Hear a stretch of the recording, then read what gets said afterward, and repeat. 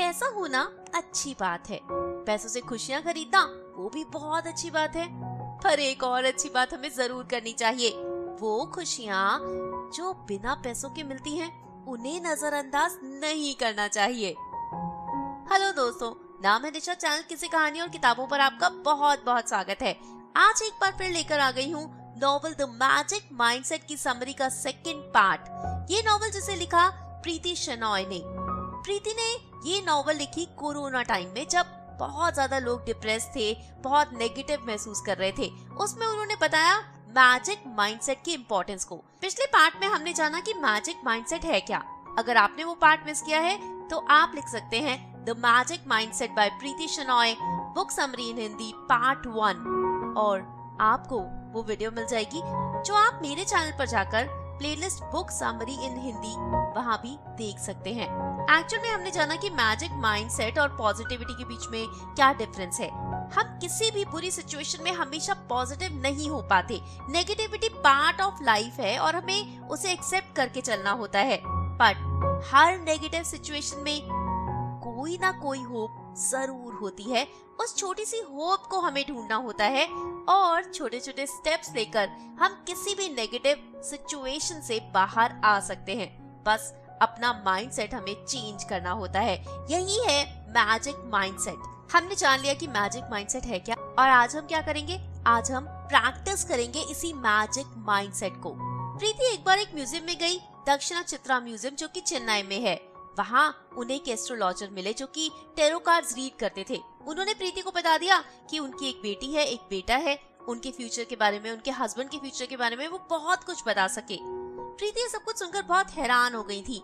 उन्होंने जब उस एस्ट्रोलॉजर से बात की तब उसने बताया कि लोग उनके पास मेनली 3 प्रॉब्लम्स को लेकर आते हैं। एक हेल्थ, दूसरा मनी और तीसरा रिलेशनशिप्स। प्रीति ने बाद में खुद भी टैरो कार्ड्स रीड करना सीख लिया था और उन्होंने पाया कि आज हमारे पास चाहे कितना भी पैसा हो, आज हम कितने भी हेल्दी हो, आज हमारे कितने भी अच्छे रिलेशंस हो, पर इन तीनों एरियाज में इम्प्रूवमेंट हम कर सकते हैं और पॉजिटिविटी हम ला सकते हैं। और वो कैसे, ये हम जानेंगे अगले 3 पार्ट्स में। Part 1, magic mindset and money. क्या पैसा आपके लिए सब कुछ कर सकता है? फिर आप पैसे के लिए ही सब कुछ क्यों करना चाहते हैं? जी हाँ, हमें सब कुछ पैसे के लिए नहीं करना चाहिए। आप कहेंगे कि अगर बैंक में बैलेंस ना हो, अगर जॉब ना हो, अगर बहुत सारी मनी के रिलेटेड प्रॉब्लम्स हो, लोगों के पैसे देने हो, तो क्या आप खुश रह सकते हैं, पॉजिटिव रह सकते हैं? तो क्या आप कुछ उम्मीद कर सकते हैं? हाँ, बिल्कुल कर सकते हैं। बहुत सारे ऐसे लोग हैं जो कि जीरो से हीरो बन गए, जिनमें से एक है जॉन पॉल डिजोरिया, जिनके पास एक समय पर कुछ भी नहीं था और आज $2.7 मिलियन का एम्पायर खड़ा कर चुके हैं। लाइफ में इतना कुछ अचीव करने के लिए मनी रिलेटेड माइंडसेट को चेंज करने के लिए हमें फॉलो करने होंगे कुछ प्रिंसिपल्स। और वो प्रिंसिपल्स क्या हैं? Principle 1, always look ahead. अगर जॉन पॉल डिजोरिया की ही बात करें तो वो पहले बहुत गरीब थे। 9 साल की उम्र में वो न्यूज़पेपर बेचा करते थे। उसके बाद 2 साल के लिए वो नेवी में चले गए। 19 साल की उम्र में ही उनकी शादी हो गई। वो तब जॉब करते थे, पर जब उनका बेटा सिर्फ 2.5 साल का था, एक दिन उनकी वाइफ नोट लिखकर चली गई और उनका घर, उनका सारा पैसा, सब कुछ ले गई। बहुत दिनों से वो इसकी प्लानिंग कर रही थी। तब उन्होंने अपने दोस्त की एक टूटी हुई कार ली और उसमें एनसाइक्लोपीडिया बेचना शुरू किया, जहां उन्होंने सीखी वैल्यू नेवर गिव अप की।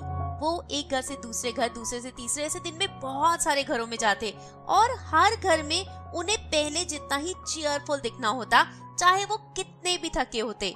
धीरे धीरे उन्होंने एक बार फिर अपना घर बना लिया, उनकी जॉब लग गई। तब उनके एक दोस्त ने कहा कि बिजनेस शुरू करते हैं, जॉन मिशेल हेयर कंपनी। उन्हें $500,000 चाहिए थे। उन्होंने अपना घर बेच दिया और सारा पैसा बिजनेस में लगा दिया, ये सोचकर कि बहुत प्रॉफिट्स होंगे। बट लास्ट मोमेंट इन्वेस्टर ने मना कर दिया और एक बार फिर सब कुछ खत्म हो गया। तब उन्होंने फिर से सेल्समैन बनकर हेयर प्रोडक्ट्स बेचने शुरू किए और आज उनका एक इतना बड़ा बिजनेस एम्पायर बन चुका है। हम हर मुश्किल से मुश्किल सिचुएशन से बाहर आ सकते हैं अगर हम हार्डवर्क करते रहें, एफर्ट्स करते रहें। Don't sit back, look for opportunities and grab them. Principle 2, look with your mind, not your eyes.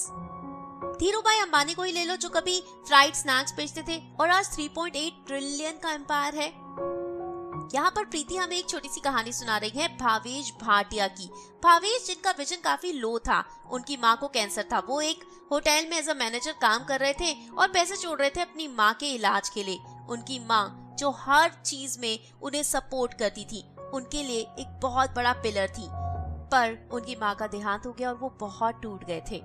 23 साल की उम्र में उनकी विजन चली गई थी, नौकरी छूट गई थी। तब उन्होंने नेशनल एसोसिएशन ऑफ ब्लाइंड में जाकर हाथ से काम करना सीखा, मोमबत्तियां बनाना सीखा। एक दोस्त से 7,000 रुपए उधार लिए थे, 20 किलो वैक्स खरीदी थी, कैंडल्स बनाते थे, एक ही तरह के डिजाइन बनाते थे। अपने कमरे के कोने से उन्होंने ये बिजनेस शुरू किया था और आज सनराइज कैंडल्स के 9700 डिजाइन हैं, 200 टन से भी ज्यादा वैक्स लगती है। उन्होंने एक बहुत बड़ा बिजनेस बना लिया है जहाँ पर 250 एम्प्लॉयज हैं। उन्हें ये बताते हुए खुशी होती है कि उनके सभी एम्प्लॉयज विजुअली इम्पेयर्ड हैं। उनका कहना है कि आई से देखना अच्छी बात है, पर अगर माइंड से नहीं देख पाए तो कुछ नहीं कर पाओगे। यहाँ पर प्रीति ने बात की है रॉन्डेवू की बुक द मैजिक की, जिसमें लॉ ऑफ अट्रैक्शन की बात की गई है और पावर ऑफ मैनिफेस्टेशन की बात की गई है। इस बुक में कहा गया है कि आपको जो भी चाहिए उसे आपको दिल से मांगना होगा, उसे आपको एक पेपर पर लिख लेना होगा। जिस चीज पर आप फोकस करेंगे आपको वही मिलेगी। अगर आप स्कैरसिटी पर फोकस करते हैं, अगर आप तकलीफों पर फोकस करते हैं, तो आपको और तकलीफें मिलेंगी। अगर आप जो है उसके लिए ग्रैटिट्यूड शो करेंगे, थैंकफुल हो जाएंगे और उसी पर फोकस करेंगे, तो आपको वही मिलेगा। अगर आप चाहते हैं कि मैं इस बुक द मैजिक की समरी भी आपके लिए लाऊं, तो कमेंट बॉक्स में कमेंट करके जरूर बताइएगा।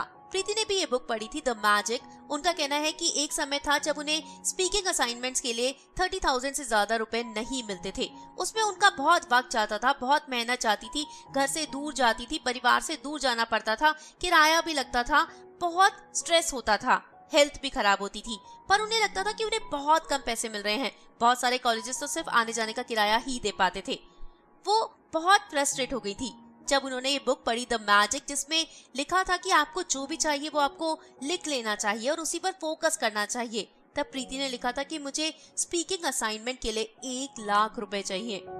उस समय ये अमाउंट बहुत बड़ा लग रहा था, पर 9 दिनों के बाद ही प्रीति को स्पीकिंग असाइनमेंट के लिए 2.5 लाख रुपए का ऑफर मिला था।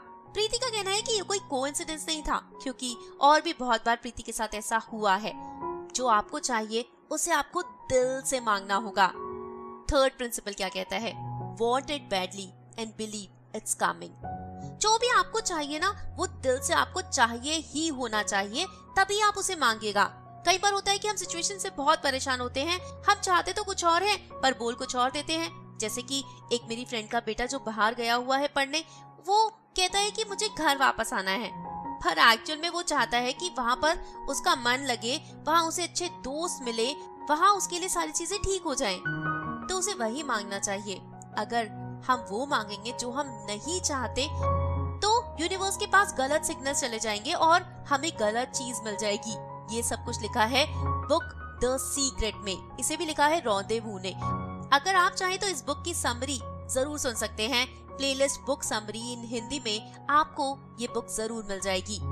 इस बुक को आप पढ़िए भी जरूर, बहुत अच्छी बुक है, बहुत पॉजिटिविटी आपकी लाइफ में ला सकती है। अगर हम किसी नेगेटिव सिचुएशन में हैं तो हम उसे एकदम से बदल नहीं सकते, हम पॉजिटिव नहीं हो सकते, पर हम उसे एक्सेप्ट तो कर सकते हैं और ये तो सोच सकते हैं कि हमें कैसे सिचुएशन को चेंज करना है, कैसे छोटे छोटे स्टेप्स ले सकते हैं उस सिचुएशन को बेटर बनाने के लिए। आप छोटे छोटे स्टेप्स लीजिए और इस बात पर विश्वास रखिए कि चीजें जरूर बदलेंगी। किस तरह से आप स्टेप्स ले सकते हैं मैजिक माइंडसेट को यूज करके और ज्यादा पैसे को अट्रैक्ट कर सकते हैं? चलिए, इसके लिए भी कुछ स्टेप्स प्रीति ने यहाँ पर बताए हैं। Step number 1, take stock. आपके पास क्या क्या चीजें अवेलेबल हैं, कौन से एसेट्स हैं, उन्हें आपको एक पेपर पर लिखना होगा। चाहे छोटे से छोटी कोई चीज है जो आपके काम आ सकती है, उसे भी जरूर लिखिए।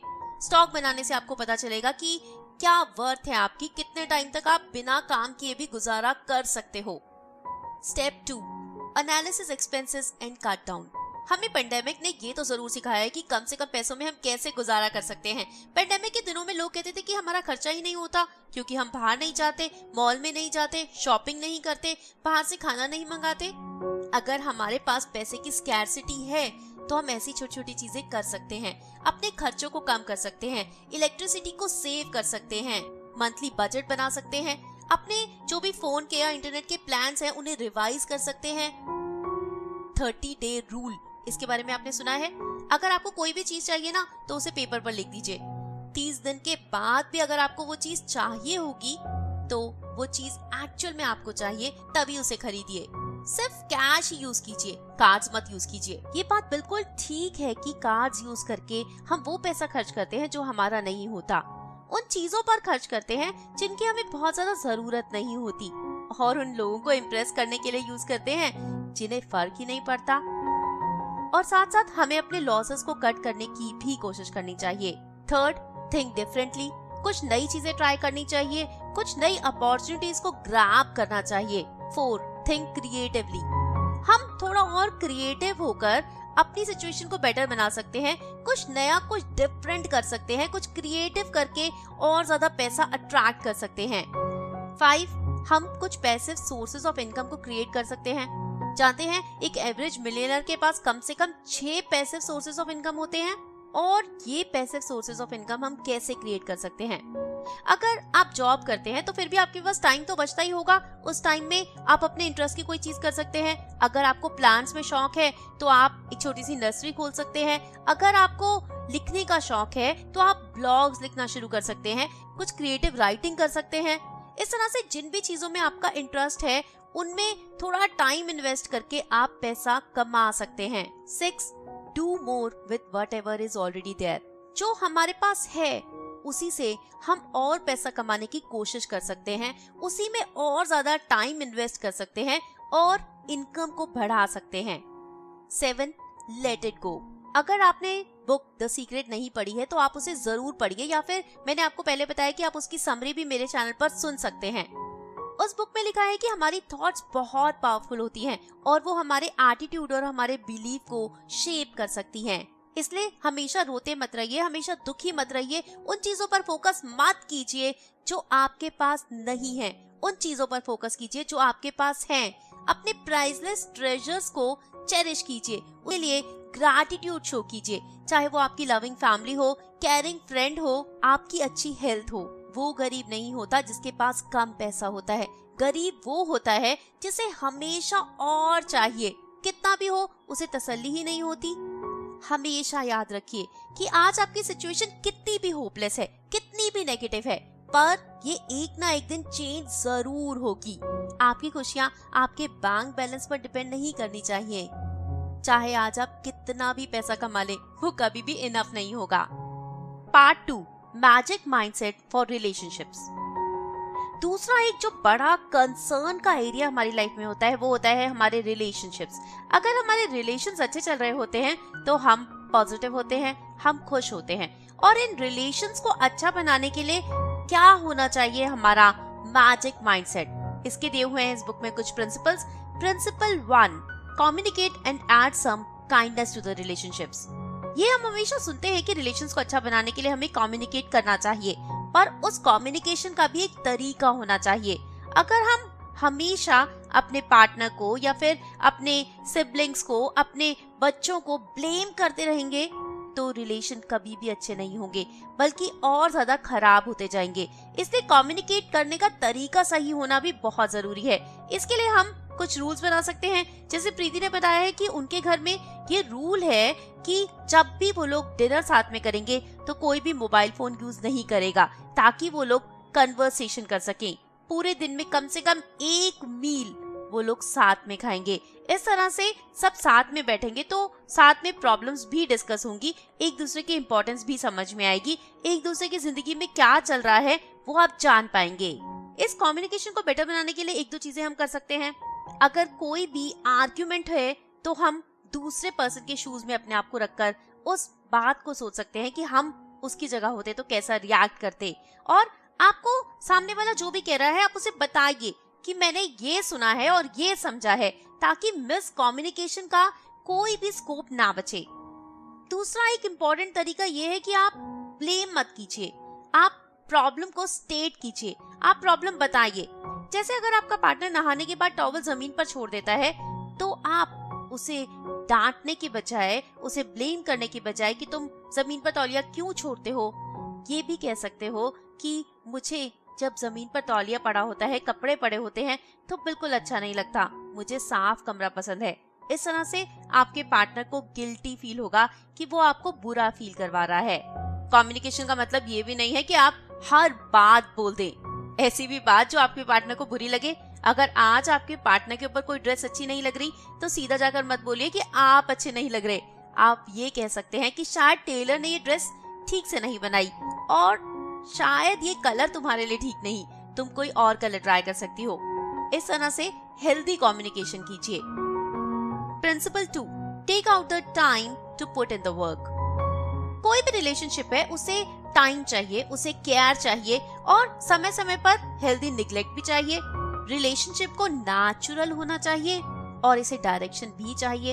अगर आपको एक हैप्पी रिलेशनशिप चाहिए तो आपको अपने पार्टनर की नीड्स को समझना होगा, वो आपसे क्या एक्सपेक्ट करते हैं वो समझना होगा। किसी पार्टनर के लिए फ्लावर्स प्यार का प्रतीक है और किसी के लिए फ्लावर से कोई फर्क नहीं पड़ता। आपकी केयर मैटर करती है, आपका टाइम मैटर करता है। आपको जानना होगा कि आपका पार्टनर आपसे क्या एक्सपेक्ट करता है और उसी तरह से आपको रेसिप्रोकेट करना होगा। ये एक गिव एंड टेक रिलेशनशिप है। ऐसा नहीं है कि एक पार्टनर देता रहे और दूसरा लेता रहे, आखिर वो कब तक देगा।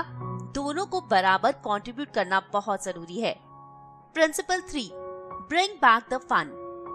रिलेशनशिप को नया रखना, उसे तरोताजा रखना बहुत ज्यादा जरूरी है। उसमें पहले की तरह चार्म होना बहुत जरूरी है।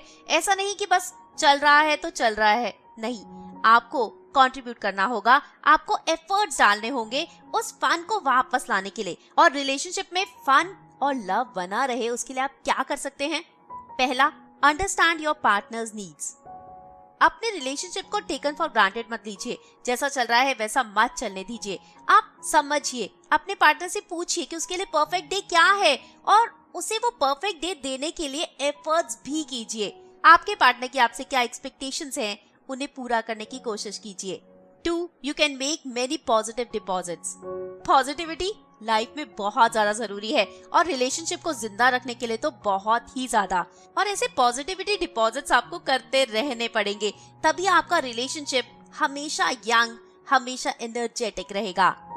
ऐसा भी नहीं है कि आपने जितनी पॉजिटिविटी एक रिलेशनशिप में डाली है उससे ज्यादा विड्रॉ कर सकते हो, नहीं, वैसा करोगे तो रिलेशनशिप रूइन हो जाएगा। 3, द फन थिंग्स जार। कुछ एक्टिविटीज होती हैं जो हमें बहुत पसंद होती हैं। जब रिलेशनशिप शुरू होता है तो हम ऐसी कुछ काम करते हैं, कुछ चीजें करते हैं जिनमें हमें बहुत मजा आता है। उन चीजों को दोबारा कीजिए, उन चीजों को रिक्रिएट कीजिए, वो सारे फन क्रिएट कीजिए लाइफ में जो आपकी लाइफ को और ज्यादा पॉजिटिव, और ज्यादा अच्छा, और ज्यादा एंथुजियास्टिक बना देंगे। 4, द किचन व्हाइट बोर्ड। यहाँ पर ऑथर बता रही हैं कि उन्होंने अपने घर में किचन में एक व्हाइट बोर्ड लगाया है। वो और उनके हस्बैंड जो अलग अलग टाइम पर काम से फ्री होते हैं, जब भी किचन में जाते हैं तो अपने पार्टनर को जो भी मैसेज देना होता है उस व्हाइट बोर्ड पर लिख देते हैं। इस व्हाइट बोर्ड पर घर में अम्यूजमेंट लाने के लिए वो कुछ फनी चीजें भी लिख देते हैं, एक दूसरे की तारीफ भी लिख देते हैं और कभी कभी कंप्लेंट होती है तो वो भी लिख देते हैं। उनके बच्चे भी इस व्हाइट बोर्ड पर मैसेजेस लिखते हैं। जब आप हाथ से मैसेज लिखते हो ना तो उसमें पर्सनल टच आता है और उसकी बात ही कुछ और होती है। इस तरह से पॉजिटिवली कम्युनिकेशन भी हो जाता है, एक दूसरे की कंप्लेंट भी हो जाती है और आर्ग्यूमेंट भी नहीं होता। एक रिलेशनशिप को अच्छा बनाने के लिए सिर्फ 3 चीजें चाहिए, लव, ट्रस्ट और रिस्पेक्ट। अगर ये 3 चीजें हैं ना तो आपका रिलेशन बहुत अच्छा होगा। आपको लॉ ऑफ अट्रैक्शन पर ट्रस्ट करना होगा। आपके पास जितना भी प्यार है, जो भी चीजें हैं, उसके लिए आपको यूनिवर्स को थैंक्स कहना होगा, क्योंकि जिस चीज पर हम कंसंट्रेट करते हैं यूनिवर्स वही तो हमें देता है। अगर हम प्यार पर कंसंट्रेट करेंगे तो हमें प्यार ही मिलेगा, अगर हम गलतियों पर कंसंट्रेट करेंगे तो गलतियां ही मिलेगी और लाइफ में प्रॉब्लम्स ही मिलेगी। तो आपको क्या देना है? प्यार, ट्रस्ट और रिस्पेक्ट। आप ये तीनों चीजें देंगे ना तो आपको रिटर्न में भी यही मिलेगा और रिलेशनशिप हमेशा के लिए फ्लरिश करेगा। रिलेशनशिप टूटने के और भी बहुत सारे कारण हो सकते हैं। कभी कभी कोई बड़ा लॉस हो सकता है, किसी अपने की डेथ हो सकती है, कोई बहुत बड़ी इलनेस हो सकती है। तो अलग अलग तरह के लोग अलग अलग सिचुएशन में अलग तरीके से रिएक्ट करते हैं, इसलिए उसका इम्पैक्ट भी रिलेशन पर अलग हो सकता है। अगर आपका कोई रिलेशन टूट गया है ना तो उससे बाहर आने के लिए भी आप यूज कर सकते हैं मैजिक माइंडसेट को। और वो कैसे, क्या क्या स्टेप्स कर सकते हैं? पहला, अनफॉलो देम फ्रॉम एवरीवेयर। जो रिलेशन टूट गया है उसके पीछे भागने से कुछ नहीं मिलेगा। हम सोशल मीडिया पर जाकर उस बंदे की प्रोफाइल चेक करते हैं, उसे व्हाट्सएप पर देखते हैं कि कब ऑनलाइन आया कब ऑफलाइन आया। इस सब से कुछ नहीं होता, इस सब से हमें दर्द और ज्यादा मिलता है। इसलिए उस इंसान को हर जगह से अनफॉलो कर दीजिए, निकाल दीजिए अपनी जिंदगी से। जितना आप उसके बारे में सोचेंगे उतनी तकलीफ और ज्यादा बढ़ेगी। 2. Cut the cord. अगर कोई रिलेशनशिप आपके लिए बहुत इंपॉर्टेंट होता है तो दोनों के बीच में एक बहुत टाइट बॉन्ड होता है जिसे तोड़ना आसान नहीं होता, पर आप वो कर सकते हैं। आप एक अकेले कमरे में जाइए, वहां जाकर विजुअलाइज कीजिए, इमेजिन कीजिए अपने और उस इंसान के बीच के वो कॉर्ड्स को। आप एक बड़ा सा गोल्डन सीजर इमेजिन कीजिए और उन कॉर्ड्स को काट दीजिए।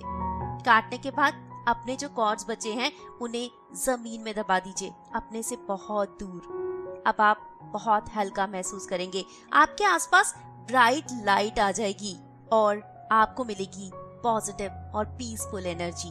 यूनिवर्स को कह दीजिए कि मैंने इस इंसान के साथ सारे कॉर्ड्स काट दिए हैं और मैं चाहती हूँ कि ये इंसान हमेशा खुश रहे, इसे जिंदगी में हमेशा खुशियां ही मिले। तीसरा, फिल द वॉइड। जो जगह खाली हो गई है उस इंसान के जाने से, उसे उन चीजों से भरिए जो आप हमेशा से करना चाहते थे।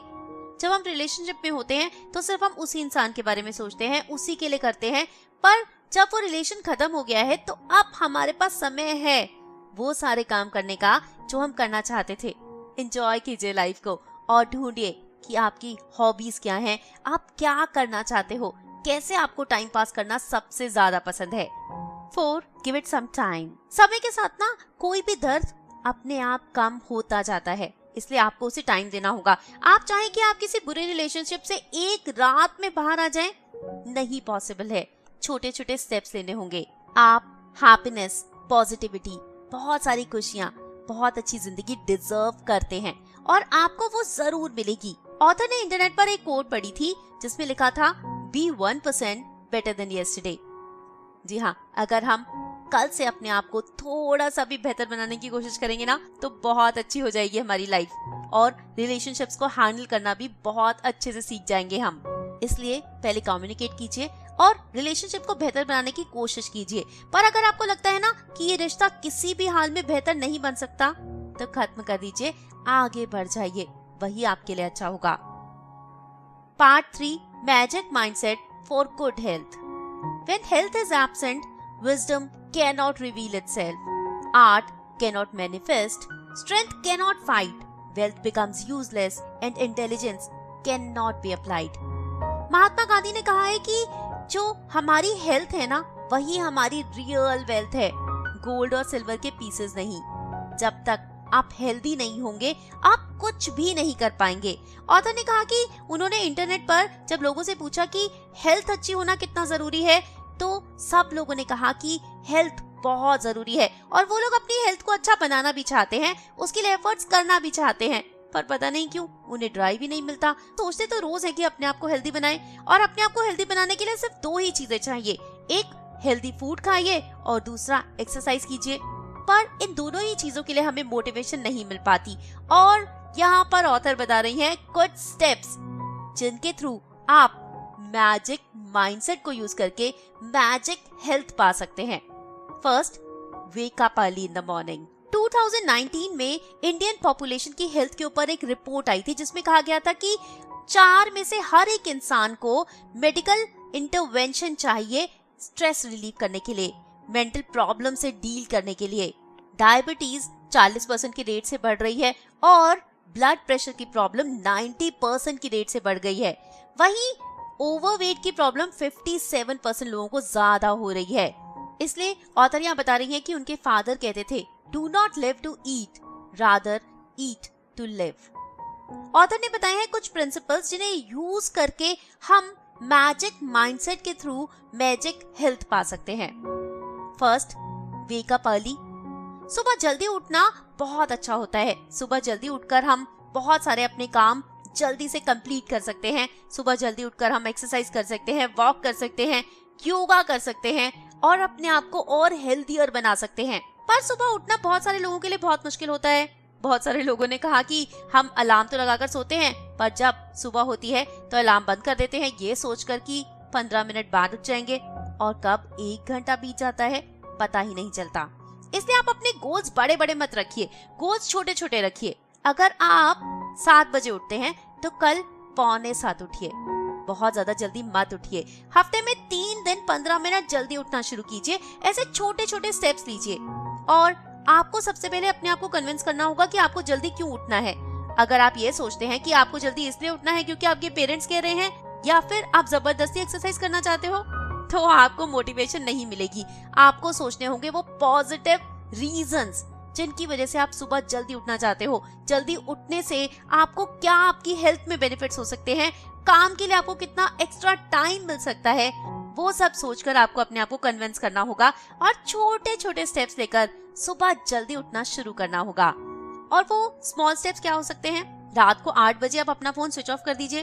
I know, phone switch off करना बहुत मुश्किल लगता है, बट इतना मुश्किल है भी नहीं। अगर आप स्विच ऑफ नहीं भी करना चाहते तो दूसरे रूम में रख दीजिए, स्क्रीन से दूर हो जाइए ताकि आप जल्दी सो पाए और आपको डीप स्लीप मिल पाए। दूसरा, आप अलार्म क्लॉक रख सकते हो। अलार्म क्लॉक फोन से बहुत बेटर ऑप्शन है, और अलार्म क्लॉक में जब तेज आवाज में अलार्म बजता है तो अच्छे की नींद खुल जाती है। सेकंड, एक्सरसाइज मोर। अब आपको अगर हेल्दी रहना है तो आपको ज्यादा एक्सरसाइज करनी होगी। ये एक्सरसाइज किसी भी तरह की हो सकती है, वॉक हो सकती है, योगा हो सकता है, एरोबिक्स हो सकता है, डांस हो सकता है, जिसमें भी आपको इंटरेस्ट हो। ऐसा नहीं कि आप जबरदस्ती एक्सरसाइज कीजिए। पहले आपको ढूंढना होगा कि किस चीज में आपको सबसे ज्यादा मजा आता है। ड्यूरेशन स्टार्टिंग में आपको कम रखनी होगी। अगर आप सीधा ही 2-2 घंटे एक्सरसाइज करना शुरू कर दोगे तो हफ्ते के बाद आप बिल्कुल उसे बंद भी कर दोगे। इसलिए आधे घंटे से शुरू कीजिए। अलग अलग चीजें ट्राई कीजिए, रोज सेम चीज मत कीजिए जिससे कि आप बोर हो जाएं। एक दिन योगा कर लिया, एक दिन डांस कर लिया, एक दिन से वॉक कर ली और एक दिन कुछ भी नहीं करके चीट डे ले लिया, ताकि कल आप और ज्यादा एनर्जेटिक हो जाओ। पर जो भी आप एक्सरसाइज कर रहे हो ना, उसे लिखिए, उसकी एक रिपोर्ट बनाइए कि आज मैंने कितनी देर एक्सरसाइज की और क्या एक्सरसाइज की। आप अपने गोल्स रख सकते हैं और जो भी आप अचीव कर रहे हैं उसे आप शेयर भी कर सकते हैं। इससे आप और लोगों को भी मोटिवेट कर पाएंगे एक्सरसाइज करने के लिए। Third, eat healthy food. हमें हेल्दी खाना खाना तो बहुत ज्यादा जरूरी है। फ्रेश खाना बनाइए, उसमें बहुत सारे न्यूट्रिशंस हो, इसका पूरा ध्यान रखिए, तभी आप हेल्दी लाइफ जी सकते हैं। अगर आपको लगता है कि आपको सुबह जल्दी काम पे जाना होता है, सुबह सुबह आप कुछ भी हेल्दी नहीं बना पाते, तो पहले प्रिपरेशंस करके रख लीजिए ताकि आपको उस समय खाना बनाने में टाइम ना लगे। जंक फूड देखकर रेजिस्ट नहीं कर पाते तो अपने घर से सारे जंक फूड हटा दीजिए, उन्हें अपने घर में रखिए ही मत। आपको अनहेल्दी ड्रिंक्स पीने का मन करता है तो उसे चेंज कीजिए। वाटरमेलन जूस बनाइए, अलग अलग तरह के मॉकटेल्स बनाइए जो बहुत टेस्टी होते हैं, बहुत डिलीशियस होते हैं। आप इंटरनेट पर हेल्दी फूड्स और हेल्दी बेवरेजेस की रेसिपी सर्च कर सकते हैं और उसके बाद अलग अलग तरह के बहुत टेस्टी यमी डिशेस बना सकते हैं। हेल्दी फूड भी बहुत टेस्टी होता है, ऐसा नहीं है कि वो टेस्टी नहीं होता। आपने जो गोल बनाया है उसे अचीव करने पर अपने आप को छोटे छोटे गिफ्ट दे सकते हैं, रिवॉर्ड्स दे सकते हैं। और ये रिवॉर्ड्स आइसक्रीम या केक्स नहीं होने चाहिए, उसके अलावा कुछ और हो सकता है। आप अपने आप को कोई अच्छी सी लिपस्टिक गिफ्ट कर सकते हैं, कोई अच्छी सी चीज जो आपको लेनी थी, जो आप लाना चाहते थे, वो गिफ्ट कर सकते हैं। अपना मी टाइम गिफ्ट कर सकते हैं। हेल्दी रहने के लिए कुछ और चीजों का भी बहुत ज्यादा ध्यान रखना चाहिए। ऐसा नहीं है कि अगर आप हेल्दी खाना खाओगे तो आप कभी बीमार नहीं हो जाओगे, बीमार हो सकते हो। बट इंटरनेट पर अपनी बीमारी के सिम्टम्स ना सर्च मत किया करो, उससे बहुत गलत वाइब्स आती हैं। सिंपल सिम्टम्स के लिए इतनी भयानक बीमारी लिखी होती है कि हम बहुत डर जाते हैं और बहुत नेगेटिव सोचने लगते हैं। अच्छा सा डॉक्टर ढूंढिए जो आपकी प्रॉब्लम को ठीक से समझकर उसका इलाज कर सके। अगर प्रॉब्लम बहुत ज्यादा बड़ी नहीं लग रही ना, तो 2 दिन के लिए वेट कर सकते हैं, कुछ होम रेमेडीज ट्राई कर सकते हैं। हमेशा जल्दी से एलोपैथिक मेडिसिन की तरफ नहीं भागना चाहिए। आप अपने फ्रेंड से, अपने जानने वालों से कम्युनिकेट कर सकते हैं, अपनी बीमारी के बारे में बात कर सकते हैं, जिससे आपको कुछ पॉजिटिव एडवाइजेस भी मिल सकती हैं। आपको कैसी लाइफ चाहिए ये सिर्फ और सिर्फ आपकी डिजायर्स पे डिपेंड करता है। आप जैसी लाइफ जीना चाहते हो वैसी ही चीजों को आप अट्रैक्ट करते हो। लॉ ऑफ अट्रैक्शन याद है ना? जो आपको चाहिए वही मांगिए, वही अट्रैक्ट कीजिए और आपको वही मिलेगा। उम्मीद करती हूँ आपको मैजिक माइंडसेट को प्रैक्टिस करने में बहुत मजा आया होगा। और अगली प्रॉब्लम क्या आती है? अब हमने प्रैक्टिस तो कर लिया, बहुत सारी चीजें जान तो ली, पर उसे सस्टेन कैसे करें? प्रॉब्लम है ना? अगले हफ्ते हम इसी पर बात करने वाले हैं। नेक्स्ट पार्ट है बुक का सस्टेनिंग द मैजिक माइंडसेट। फिलहाल आप प्रैक्टिस जरूर कीजिए और इन सारी बातों को अपनी लाइफ में अप्लाई करना शुरू कर दीजिए। देखिए पॉजिटिव चेंजेस आना भी शुरू हो जाएंगे और अगले हफ्ते हम जान जाएंगे कि कैसे सस्टेन करना है इस मैजिक माइंडसेट को। Till then, if you haven't subscribed to my channel, do subscribe the channel, like the video, share with your friends, and keep smiling, stay happy, keep waiting for me. I'll be right back. Bye bye.